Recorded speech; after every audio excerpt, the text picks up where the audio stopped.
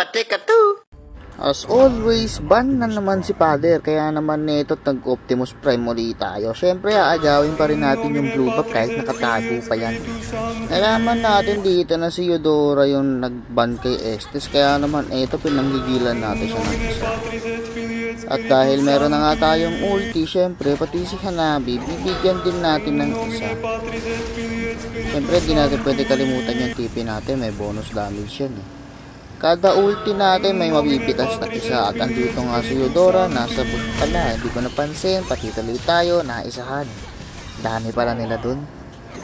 At ayun na nga, andito na naman si Eudora. Hindi ko naman siya pinag-iinitan dahil binan niya si Father. Nagkataon lang talagang siya yung nabangga natin. Hindi naman natin yung tina-target lang si Eudora. Natataon lang talaga siyang inauuna. Wala naman tayong lihim na galit dyan dahil binan niya si Father. Hindi ko talaga siya pinag-iinitan dito. Natataon lang talaga yan.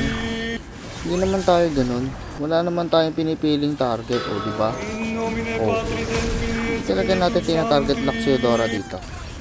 Tayo ay ginagawa lang ang ating role na mambangga ng mambangga.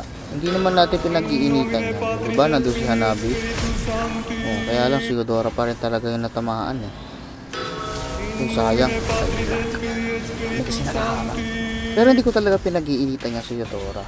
Pinatay tayo ni Hanabi dito para mapakita hindi natin pinag-iinitan si Eudora. Bigyan niya natin ng isa to. Tapos dami na rin natin yung kasama niya dito nagtatago sa damo.